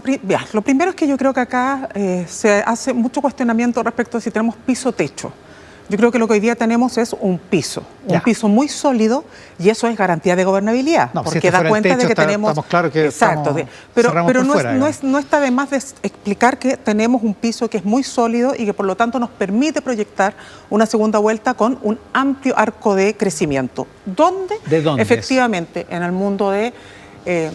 más que de los indecisos, yo diría de aquellos que de manera obligatoria se incorporan a la elección. ¿Ya? Con su voto. Que están mayoritariamente por Kast en este momento, según la encuesta Panel UDD, que es la que más estudia ese mundo. Pero ¿sabes qué? Yo creo que ahí hay un elemento que hay que medir de manera mucho más fina, y que es lo que estamos trabajando nosotros. No es que tengamos una ciudadanía que está o derechizada o izquierdizada, según el candidato por el cual votase. Lo que tenemos es una ciudadanía que espera respuestas concretas, pero que además no le vayan a meter el dedo en la boca. O sea, no porque tú tengas que votar obligatoriamente quiere decir que no estás atento a lo que está pasando en política, o que te dé lo mismo. Pero como no te da lo mismo, también estás esperando respuestas mucho más concretas en materia de seguridad, en materia de crecimiento económico y empleabilidad. Y por lo tanto, nuestra impresión es que ahí hay un arco importante de ciudadanía a la que podemos llegar, porque con nuestro programa, creemos, nos hacemos cargo de manera integral de esas necesidades. El problema en materia de seguridad, por ejemplo, es que a lo mejor no tiene idea que Carolina Toá habló en París respecto de la seguridad de la izquierda, pero sí puede tener una percepción similar a la que estableció Carolina Toá. En resumir, voy a resumir una cosa que contextualmente es mucho más compleja, pero dice, la izquierda le tiene alergia a la seguridad, le tiene alergia al orden público, le tiene alergia a las policías. Puede ser una percepción generalizada que dificulta el trabajo para Jara, digamos. O sea, lo que pasa es que tenemos que estar lidiando permanentemente con una oposición y con candidaturas que en esto han extremado el argumento. Tanto así que de tanto extremar el argumento termina transformándose en un argumento falaz. Porque hoy día la agencia, todo lo que tiene que ver con avanzar en materia de seguridad, desde la constitución del Ministerio de Seguridad hasta la agenda de seguridad que se acordó en algún momento con la oposición, ha requerido los votos de todos nosotros para salir adelante. Lo que pasa es que, tal como ha señalado... ¿No han estado los votos del Partido Comunista, Bárbara? No, yo vuelvo a precisar, lo he tenido que precisar y lo voy a precisar 1000 veces si es necesario. Todas las veces que sea necesario. Todas las veces que sea necesario para que despejemos mitos. Lo que nosotros hemos hecho y lo que nuestros parlamentarios y parlamentarias han hecho es precisiones sobre artículos determinados que creemos que sin una claridad, sin una especificación, pueden ser normas que tiendan al abuso. ¿Quiere decir que son normas abusivas per se? No, pero que requieren mejor regulación, y por eso se exige, o se ha determinado, la necesidad de precisarla. Y en eso hemos hecho propuestas. Aunque sea en contraposición con su gobierno, digamos. Lo que pasa porque es que su gobierno no consideraba que fueran excesivas, si no, no lo hubiera redactado de esa manera. Evidentemente, pero eso no quiere decir que en el Parlamento no se puedan perfeccionar las leyes, para eso existe el Parlamento, si no, bastaría con que el Ejecutivo mandase las normas, el Parlamento simplemente las visa y se acaba el problema. O sea, ¿es una imagen injusta? Es una imagen, ¿Lo que describe Carolina Toá es una imagen injusta? No voy a decir que es injusto lo que dice Carolina Toá. Lo que creo es que aquí a lo que nos tenemos que enfrentar realmente, más que las declaraciones que ha hecho Carolina Toá, que fue ministra del Interior de este gobierno, y que esa declaración está un poquitito descontextualizada si uno escucha el marco completo. Por eso dije el contexto completo. Con lo que tenemos que enfrentarnos realmente es con una derecha que hoy día, insisto, extrema el argumento sobre que son los reales protectores de la seguridad, cuando en realidad en el último gobierno de Sebastián Piñera no se aumentó un peso el presupuesto para seguridad. Entonces, ejemplo, digamos las cosas como son, ¿no? Digamos las cosas como son. Le doy un ejemplo. La ministra del Interior de Carolina Toá, hay un allanamiento en Villa Francia y el Partido Comunista sale a decir que es un montaje de su propio gobierno. Eso nos deja la impresión de que el Partido Comunista no tiene una relación demasiado fluida, aceitada con el tema de la seguridad y con el tema del orden público y con el tema del combate a la delincuencia. Mire, no vamos a caer en la casuística porque si no, no podemos precisar bien el punto. Pero respecto de la situación de Villa Francia, hasta el día de hoy, no hay ningún imputado real. Solo para dejarlo ahí, ¿no? O sea, no quiero meterme en este caso en particular, pero lo que se ha determinado hasta ahora es que no habían antecedentes para poder dar cuenta de que ahí había una acción premeditada y planificada. Pero solo para precisarlo. Una cosa es la prueba judicial y otra cosa es que sea un montaje. Pero por eso lo digo. Pero solo para precisarlo, porque ya que puso el caso de Villa Francia, es bueno que despejemos hoy día que eso no está ni siquiera, que hoy día prácticamente es caso cerrado. Entonces, es caso cerrado sin culpables. Puede ser. Pero fuera de eso. Pero otra cosa es acusar montaje. Si es que eso es muy grave, porque su partido acusó de montaje a su propio gobierno. Pero mire, yo le vuelvo a insistir, Iván. En materia de seguridad, la agenda nosotros la hemos apoyado. Y lo que sí hemos dicho en el marco del proceso que viene es que lo que necesitamos es tener seguridad, y así lo ha dicho nuestra candidata Janet Jara, y nosotros compartimos plenamente su planteamiento. Necesitamos mano dura para enfrentar la delincuencia y también necesitamos una mano inteligente para que esto efectivamente se haga de manera, primero, mucho más integral, con políticas preventivas, con mucha mejor articulación, es decir, profundizando los instrumentos que hoy día existen, si tampoco es que vamos a inventar la rueda, pero vamos a tener que hacer avances un poquitito más sustantivos respecto al control de frontera. Por ejemplo, lo hemos dicho en estos días. El presidente propuso utilizar instrumentos tecnológicos. El presidente propuso una reforma constitucional para que por decreto el primer mandatario o mandataria pueda poner a las Fuerzas Armadas sin plazo, sin tener que recurrir al Congreso cada cierto tiempo, como es ahora por estado de excepción, en la frontera. ¿Le acomoda eso al Partido Comunista? Yo creo que hoy día existen instrumentos mucho mejores con el uso de la tecnología para poder hacernos cargo de este desafío, porque no hay, ¿cómo explicarlo? No hay capacidad humana para que nosotros pudiésemos tener absolutamente regulado todo el control de nuestra frontera. Pongo un ejemplo, ya que me tocó a mí, digamos, vivir la experiencia. Nosotros compartimos más de 5.500, 5.800 kilómetros de frontera con Argentina. Usted comprenderá que es imposible que nosotros en esas condiciones y con esa extensión fronteriza, siendo una de las más extensas, digamos, límites más extensos a nivel mundial, nosotros podamos decir, mire, vamos a poner a Carabineros y a las Fuerzas Armadas en todos los puntos kilómetros para evitar. Entonces, pero el presidente sabe eso, porque el presidente nos está proponiendo una reforma constitucional para poner un soldado por metro. Está proponiendo una atribución presidencial. ¿No le gusta a usted? Por eso es importante, yo vuelvo a insistir, por eso es importante mirar, yo me hago cargo de lo que nosotros estamos haciendo hoy día en materia del programa. Lo que nosotros estamos trabajando hoy día en materia del programa es que todo esto se complemente, todos los buenos instrumentos que podamos tener, se complemente también con el uso tecnológico. ¿Por qué? Porque en el caso de las Fuerzas Armadas también tenemos que tener un ojo atento a una preocupación que ellos han planteado, que ellos dicen, nuestra labor principal no está solo en el resguardo fronterizo. Entonces, creo que ese elemento uno tampoco lo puede desconocer, ¿no? Y entonces, por eso es importante mirar de qué manera buscamos mejores mecanismos, ¿no? Hemos hablado de implementar mejores y mayores controles en los pasos fronterizos regulares, en los controles de aduana. Por eso digo, cuando uno mira estos fenómenos y trata de incorporarle otros elementos, lo está haciendo precisamente porque no podríamos decir hoy que la solución es una solución fácil. No, si ninguna solución es fácil. No le pone muchas fichas entonces a la reforma del gobierno. La candidata Evelyn Matei estuvo en la Araucanía el fin de semana. se comprometió a que en un año se termina el narcoterrorismo en la Araucanía. ¿Usted cree que hay narcoterrorismo en la Araucanía? Yo no sé si hay narcoterrorismo. Lo que sí sé es que esto de señalar que en un año, en 6 meses, en 18 meses vamos a hacer tales y tales cosas, pareciera ser a veces un poquito más complejo que solo hacer el anuncio y dar cuenta de una promesa que al final del día, si no se cumple, los dañados no son solamente quienes lo prometen, sino que todo el ejercicio de la política institucional. Y lo que hemos tenido en este periodo es que ha habido efectivamente mucho mejor y mayor control de todo lo que significa el tráfico de madera. Ha habido acciones que han permitido ir bajando los niveles de violencia, y hay algo donde sí quizás uno... Convengamos que el problema de la tramitación de esa legislación también, la del tráfico de madera. Hasta el senador Huenchumilla suponía. Claro, pero por algunas normas específicas. Si yo vuelvo a insistir en esto, esto no es una lectura de las normas per se. Pero en republicanos se quejan de lo mismo. Les dicen que votaron en contra cuando votaron en contra de un artículo. Ese es parte del rol del Parlamento. Nosotros en ese sentido somos respetuosos. Pero respecto de la situación de la Araucanía, quizás donde todavía tenemos un debe, no es solamente los instrumentos de control, de regulación, de persecución y de prevención,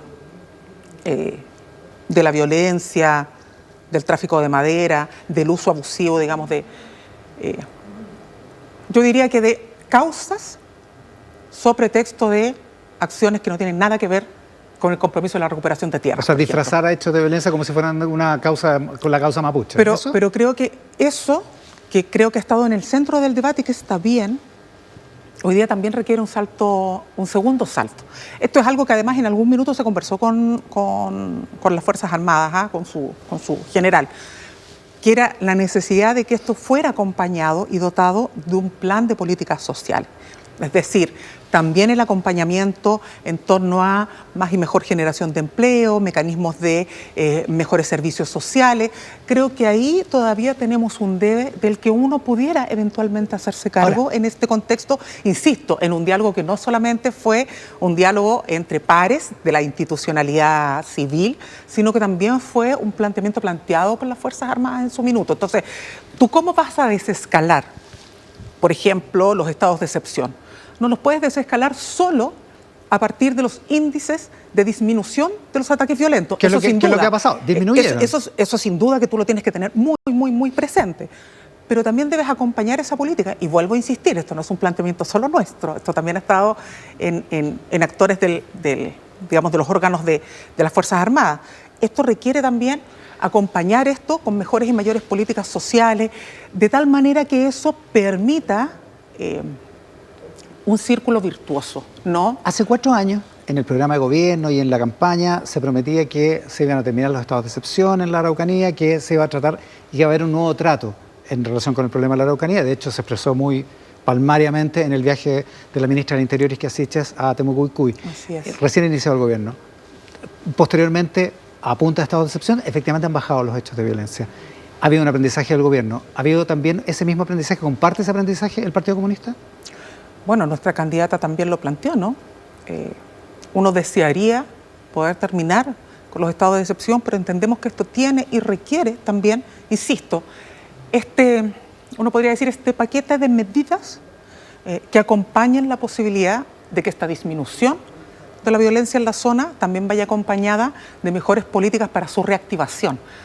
Porque no basta resolver el problema con, mire, terminamos los estados de excepción, saquemos los estigmas de encima. No, necesitamos seguir haciéndonos cargo de lo que fue el acuerdo de paz y entendimiento, pero también necesitamos hacernos cargo de la reactivación de la zona con servicios sociales, con un Estado presente y también con generación de crecimiento y empleabilidad. Esos son elementos esenciales. ¿Janet Jara apoya el acuerdo de paz y entendimiento? Sí, nosotros lo señalamos en su minuto, la candidata lo señaló en su minuto. Está exangüe, está agonizando, digamos.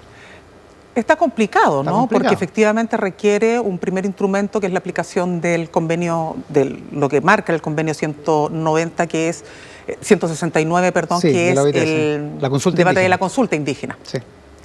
Ahora, en un tiempo electoral siempre es un poquito complejo, ¿no? Llevar a cabo esos procesos sin ningún sesgo y con toda la rigurosidad. Si Jara fuera presidenta, ¿seguiría adelante con esto? Lo que pasa es que ese es una condicionante, porque es parte de las normas que nosotros hemos aprobado internacionalmente y es muy buen instrumento el convenio 169 y la consulta indígena para efectos de poder llevar adelante estas políticas de largo plazo. Desde fines de septiembre se ha planteado una interpretación respecto de la famosa cadena nacional del presidente presentando la ley de presupuesto, donde alude directamente a José Antonio Kast. Hay muchos que interpretan, muchos analistas, cosa de ver los diarios de día en la mañana, digamos, muchos analistas que dicen lo que pasó ahí es que el presidente quiere situar a Kast como su rival y eso significa que no cree que Janet Jara tiene posibilidades de ganar la presidencia. ¿Usted cree que la moneda está desafectada de la posibilidad de Jara para ganar? Yo no voy a hablar por el Ejecutivo. Lo que sí nosotros tenemos absolutamente claro es que no existe razón alguna para que ningún actor de la política chilena se pregunte de qué manera quien pretende conducir los destinos del país pueda explicar la letra chica de sus propuestas, que hasta ahora no ha explicado ninguna. No ha explicado cómo va a mantener la PGU si tanto la ama, cuando la votaron en contra, porque la reforma la votaron en contra sus parlamentarios, y hoy día dice la voy a mantener. Sí, votaron la reforma, ya que estamos en las precisiones, votaron la reforma completa. ¿No? La reforma completa, sí. Bueno, pero si tú votabas la reforma completa en contra, ¿qué significaba eso? No es que votaras por un artículo en particular. Las dos cosas juntas, sí. Votaste la reforma completa en contra. Okay. Entonces uno dice, bueno, y ahora resulta que la aman, pero ¿cómo la vamos a sostener si pretenden reducir en 18 meses 6.000 millones de dólares del presupuesto? Cuando más del 90% del presupuesto de la nación, nos guste o no, está determinado para cuestiones que son esenciales. Es decir, que no es que tú puedas decir, no, mira, recorto por aquí, recorto por acá. Eso es lo que intenta el presidente. La pregunta es si con el gesto no pone a Janet Jara en una situación incómoda. El diálogo de ahí en adelante empezó a ser entre Kast y Boric, entre Kast y el presidente. Janet Jara quedó como de lado. ¿Usted no cree que la moneda no está teniendo la fe suficiente en su candidata?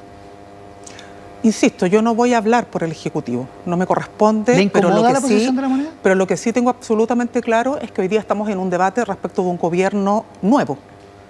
Y por lo tanto, las posiciones que pueda tener... Es viejo, dice usted.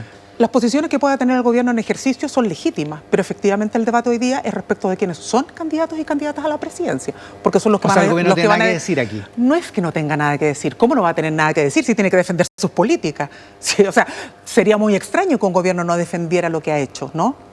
Lo bueno para nosotros es que gran parte de los grandes legados de este gobierno están asociados a quien hoy día es nuestra candidata de la coalición. La reforma de pensiones, el aumento del salario mínimo por sobre los 500.000 pesos en menos de 4 años, que era la propuesta inicial del programa. Janet Jara logró que esto se lograse mientras ella fue ministra y que se siguiera aumentando ahora que es candidata presidencial. Las 40 horas, avanzar en... bueno, hay otras medidas, ¿no? El royalty y otras que no tienen, digamos, una vinculación directa con trabajo, pero es evidente que las grandes propuestas sobre las cuales hoy día el gobierno puede reconocer legado fueron encabezadas por quien en ese minuto era ministra del Trabajo y hoy día es nuestra candidata presidencial y por lo tanto en ese sentido creo que uno no podría hacer un juicio crítico. Ahora bien, estamos en un tiempo nuevo, estamos en desafíos distintos, hay candidaturas presidenciales distintas, programas con énfasis distintos y por lo tanto esperamos que eso también sea lo que se plasme en el debate que viene de ahora en más. El viernes le entregaron el Premio Nobel de la Paz a María Corina Machado, la líder de la disidencia de la oposición venezolana. Eso tuvo reacciones en mundos de izquierda distintas por todos lados. La candidata Jara apoyó, entiendo, los saludó eso, pero la diputada Carmen Hertz, que es de su partido, retuiteó un tuit donde Pablo Iglesias, el ex líder de Podemos en España, comparaba a María Corina Machado con Hitler. Independientemente de la entidad de ese comentario, ¿pone el premio a María Corina Machado en una situación incómoda a las izquierdas en Chile y en Latinoamérica y en el mundo? En situaciones incómodas no, yo creo que no. ¿Por qué nos tendría que poner en situaciones incómodas? Creo que al mundo lo pone en una situación incómoda cuando tenemos conflictos tan importantes y tan relevantes y sobre los cuales se ha pronunciado todos los países y fue tema central en la última Asamblea General de Naciones Unidas, como el conflicto de Gaza, ¿no? Como el exterminio y el genocidio que está haciendo Israel contra Palestina. Pero el hecho de que se premie a una disidente tan notoria de un gobierno que ustedes han apoyado puede ser incómodo, digo yo. Es que vuelvo a insistir, o sea, yo creo que eso es quedarse en una pequeñez tremenda. O sea, si el Premio Nobel de la Paz se va a transformar en una toma de posición respecto de los conflictos particulares de las naciones, me parece que es un debate, ¿me entiendes? Yo no me voy a meter ahí. Esto podría haber sido peor, podría haber sido Trump. Entonces, bueno, por decir una cosa, ¿no? Ajá, para ser bien claro. Pero lo cierto... Bueno, pero eso es lo que dice Pablo Iglesias, por eso te llegó hasta Hitler, digamos. Pero lo cierto, yo insisto, Iván, en un tiempo donde de verdad el foco debería estar puesto en la paz y en el fin del exterminio de un pueblo, de un Estado que han reconocido gran parte de los países hoy día como el Estado palestino, me parecía que podría haber un gesto mucho más noble en torno a esta causa que ha sido mundial. El resto no es una materia que ni incomode ni acomode, es una materia que de verdad, como dijo la presidenta de México, sin comentarios. Sin comentarios. Sin comentarios. Lo que pasa es que se espera de Latinoamérica, se espera, por ejemplo, del Partido Comunista chileno, una presunción, algún comentario respecto de una cosa que es compleja para ustedes. Es que, insisto, en el fondo no ustedes es apoyan a complejo. Nicolás Maduro. Es que yo insisto, no es complejo. Si lo complejo acá, Iván, lo complejo no es lo que opina el Partido Comunista o si algo le incomode. Lo complejo es que tú tengas hoy día a Estados Unidos poniéndole aranceles a los países en función de sus posiciones políticas, que hoy día le haya impuesto un arancel de 100% a China para tratar de generar una competencia donde al final los que vamos a pagar el costo somos los países más chicos. Si este tipo de cosas no son inocuas, al final a nosotros igual nos afecta. ¿Y qué es lo que tenemos que hacer los países chicos? Los países chicos lo que tenemos que hacer es nuclearnos, fortalecernos. América Latina se tiene que fortalecer, porque de esa manera protegemos el empleo, protegemos los salarios, que esa es nuestra preocupación principal. Cuando tú tienes buques de guerra frente a las costas del Caribe, ese es un problema. Invasiones, o sea, ese es el problema. No es un problema de que le incomode al Partido Comunista. Medirlo en esa medida, yo me sentiría profundamente orgullosa si tuviéramos la posibilidad y el control del mundo, ¿me entiendes? Pero ni por lejos. Estatura. Ni por lejos. Bárbara. Entonces, hablemos de los temas de fondo. Y creo que en esa materia, estas situaciones que se dan a nivel internacional, insisto, el efecto que tienen o cómo nos tocan, tiene mucho que ver con el potencial con el cual nosotros queremos crecer, generar más inversión y sobre todo generar más empleo, que es una cuestión clave y fundamental para que la ciudadanía y las familias trabajadoras puedan vivir bien. Cuando nosotros hablamos de 720.000 pesos Bárbara. de ingreso y de salario, estamos hablando de también generación más de empleo. Muchas gracias por la gentileza de estar aquí. Muchas gracias por la invitación, Iván. Con la secretaria general del Partido Comunista, Bárbara Figueroa, hoy en Mesa Central. Sigan con Andrea Pino, que está en la edición de Tele 13 tarde hoy. Y después viene Mi Pobre Angelito 1 y 2. Excelente. Qué tarde, Canal 13, ¿no? Excelente panorama. Gracias, Andrea. Chao. Nos vemos. Quédense con Andrea Pino acá en el 13 para Tele 13 tarde. Ustedes, muchas gracias por estar ahí. Buenas tardes.